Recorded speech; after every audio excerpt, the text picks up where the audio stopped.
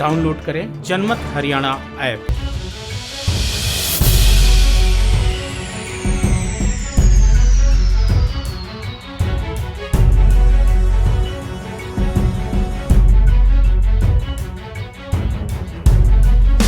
Farm भरने पहुंचे हो क्या आप खुद ही नामांकन करोगे? देखिए, हमारे पास हम ये कल तक 2-3 नामांकन कर रहे हैं। हमने अपने पेपर तैयार कर लिए हैं। अब इन तीनों में से जिसका हमारी टीम अभी हम फैसला नहीं कर पाए पूर्णतः है कि किसको विड्रॉल कराना है किसको नहीं। हम 3 पेपर फाइल करने जा रहे हैं और उसके साथ साथ जो है ना कमेटी रात को बैठ करके डिसाइड करेगी कि कौन सा नामांकन रखना है। क्या नाम है सर आपके कैंडिडेट के? बाकी दो हमारे ये किशनलाल पांचाल जी और दूसरा हमारे जो है ना राजेंद्र सैनी जी।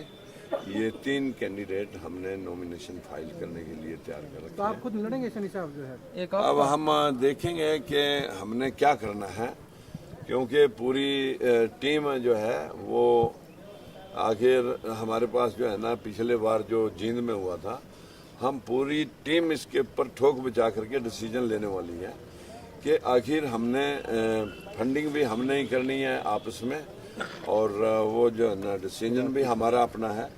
क्योंकि हल्के के अंदर जिस प्रकार जींद के अंदर हमारी बड़ी पार्टियां ने पैसे के बलबूते हमारे कैंडिडेट को खरीद लिया था कि इस प्रकार का, क्योंकि छोटी पार्टियों के कैंडिडेटों के साथ अक्सर ऐसी घटनाएं देश के अंदर बहुत घटी हैं और राजनीति एक ऐसी है षड्यंत्रों के माध्यम से कि जो लोग हमारे विरोध में बहुत सारे कैंडिडेट ऐसे जो बिरादरियों के वोटों को काटने के लिए प्रयास करेंगे, ऐसे भी लोग दूसरी पार्टियों के षड्यंत्र हमारे नोटिस में आ रहे हैं कि वो दूसरी बिरादरियों के मुखलफ हमारे नाम से या सिमिलर नाम से जोड़ तोड़ करके लड़ाई लड़ने का, हमारी मूवमेंट को काटने का प्रयास किया जा रहा है। अब जींद के चुनाव से हमने सीख लिया था कि चुनाव को कैसे लड़ा जाए। सर इस जो आपने 3 आदमियों की सूची बताई है, इसमें आप भी एक हैं, इसमें मेन कैंडिडेट कौन है? हम तीनों मेन आज की डेट में। तो इतनी देरी क्यों लगा दिया आपने अब तक सोचने में? क्योंकि अब तक तो क्लियर हो जाएगा भाजपा और कांग्रेस। क्या था कि क्लियर किसका होगा किसका नहीं होगा।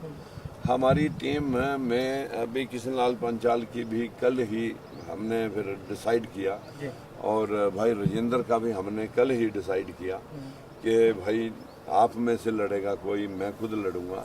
इस सारे विषय के ऊपर जो है विड्रॉल तक हम फैसला करेंगे कौन सा पेपर उठाना है। राजकुमार जी, क्या ये समझ लिया जाए भाजपा और कांग्रेस की रणनीति के बाद आप अपनी रणनीति का खुलासा करें? बिल्कुल सही बात है, क्योंकि बीजेपी और कांग्रेस क्या करने जा रही है, हमने भी उसी हिसाब से उन लोगों ने जैसे हमें पीछे मात दी थी कि वो लोग हमारे कैंडिडेटों के प्रति कितने सक्रिय और मुस्तैद हैं, तो ये सारी चीज़ें हमने देख करके चलनी है। क्योंकि हमारे साथ इस दलित और पिछड़ा वर्ग के साथ हमेशा बड़ी चालाकी के साथ ठगी होती रही है। जींद के चुनाव में भी एक कश्यप खड़ा किया था, एक जो है ना प्रजापति खड़ा किया था। अलग अलग बरादरियों से सारी दोनों पार्टियों ने मेरे सेम नाम के कैंडिडेट उतार दिए थे। मुझे बड़ा अचंभा हुआ कि पिता के नाम तक सिमिलर लेके आए थे लोग बाबूराम के नाम से, और राजकुमार और बाबूराम पिता का नाम भी ढूंढ लिया। इतने लोग चालाक हैं कि इस दलित पिछड़े को कैसे मात दी जाए, इसको कैसे धरती में मिलाया जाए। इस सारी बात को ध्यान में रखते हुए हम एक एक पग बड़े ध्यान पूर्वक आगे चल रहे हैं। सर जींद से तो बहुत कुछ सीखा, सोनीपत से भी सीखा कभी, और लास्ट टाइम पे कागज पूरे ना हो। हाँ, वो जो है कागज तो हमारे लगभग पूरे थे, ऐसा कुछ था नहीं। लेकिन हमारे पास जो है ना कैंडिडेट जो मैडम राजबाला थी, उन्होंने अपनी नौकरी छोड़ करके इस चुनाव में अपना नामांकन किया था। उनकी मायूसी को देख करके फिर हमने अपने कागज जो है जो भाग दौड़ करके हमने पूरे करने थे। फिर जब हमने इनका मन बना लिया कि इन्हीं को लड़ाया जाए जिन्होंने अपनी नौकरी का त्याग कर दिया, 1.5 लाख रुपया जो आदमी सैलरी पर छोड़ करके अपने तपस्या में पार्टी के लिए 4 साल से काम कर रही थी, तो इस एंगल से वो फिर सैनी साहब एक सवाल है, आप खुद आए हो या किसी ने बुलाया आपको इलेक्शन लड़ने के लिए? देखिए, ये सवाल बड़ा पेचीदा आप कर रहे हैं। मैं यहाँ लगभग 5 राउंड पूरे किए हैं इन 4 महीने में। मैंने देखा कि मुझे हेलमेट लेकर के चुनाव प्रचार करना पड़ रहा है, और आपने देखा होगा कितनी जगह ट्रालियां फंसा करके लोगों ने मेरे रास्ते रोकने के प्रयास किए। लोग नहीं चाहते इस कमजोर तबके की आंख खुल जाए। इनको तो शराब पिला के लोगों की बात ना सुने 3 दिन तक अंधा रखना है लोगों ने। हम इनको यही जगा रहे हैं कि भाई इन लोगों की शराब लेके रख लो, बाद में पी लियो। इनके पैसे लेके पीछे माल जो है ना पीछे खजाने में दाखिल कर लो। लेकिन चोरों को तो अगर चोरी करते हुए पकड़ा जाए तो नंगा करना होता है। अगर आप वाकई अपने बच्चों की हिस्सेदारी के लिए, इस हलके के विकास के लिए अगर अपना सेक्रीफाइस करना चाहते हो, जिसमें कांग्रेस लगभग 55 साल के 53 साल के हरियाणा के अंदर अगर सरकार 53-54 साल में कुछ नहीं कर सकी, तो अब क्या करने जा रही है। बीजेपी भी 6वीं बार इस देश के अंदर राज कर रही है, और जो सर्वनाश कांग्रेस ने हमारा यहाँ पर 55 साल तक के राज में किया, वो 55 महीने के अंदर बीजेपी ने कर दिया। आखिर आप ओम प्रकाश चौटाला, सारी बंसी लाल, सारी पार्टियों को अब आप चेक कर चुके हैं। हल्के में कोई किसी तरह का कोई बड़ा कॉलेज नहीं, कोई बड़ा स्कूल नहीं, कोई यूनिवर्सिटी नहीं, कोई इंडस्ट्री नहीं। गांव के अंदर पीने के पानी का इस्तेमाल अभी तक पूरा पुख्ता नहीं हो सका। मैं जसराना गांव का, बिलबलान गांव का, गुमाना गांव का आपको सीधा उदाहरण आपके सामने रखता हूं। जैसे ही मैंने मीटिंगें की, मीटिंगों में से लोग उठ करके किसी आदमी ने आया कि बताया अरे पानी आ गया, इतने में पूरा का पूरा गांव उठ करके भाग गया। अरे मैंने कहा क्या हो गया, पानी तो आया। बोले जी 4 दिन में 1 बार आता है। जिस एरिया में 4 दिन में पानी 1 बार आता हो, वहां नौकरी की कैसे मतलब आशा रख सकते हैं जहां पीने के पानी का इस्तेमाल नहीं हुआ। गलियों के निकास का, गलियों में से पानी के निकास का इंतजाम नहीं है। गलियां टूटी पड़ी हैं। अभी सड़कों पे अभी जो है ना लिपापोती हो रही है सिर्फ इलेक्शन के लिए। नहर में पानी अब आया इनके पास 4 साल में, नहीं तो किसी टेल के ऊपर पानी नहीं गया। ये तो सिर्फ नौटंकी और ये आईवास, ये सारी पार्टियां इसी तरह करती रही। जींद के चुनाव में 1800 बच्चे राजकुमार सैनी के SC और BC की मुहिम को काटने के एंगल से एक ही दिन में 4th क्लास के बच्चे लगाए थे।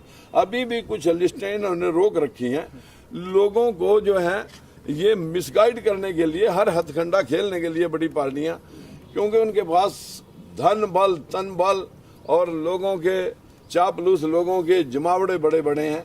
जो लोग बेनिफिशरी हैं, जिन्होंने फायदे उठा रखे हैं, वो कुछ भी करने के लिए तैयार रहते हैं।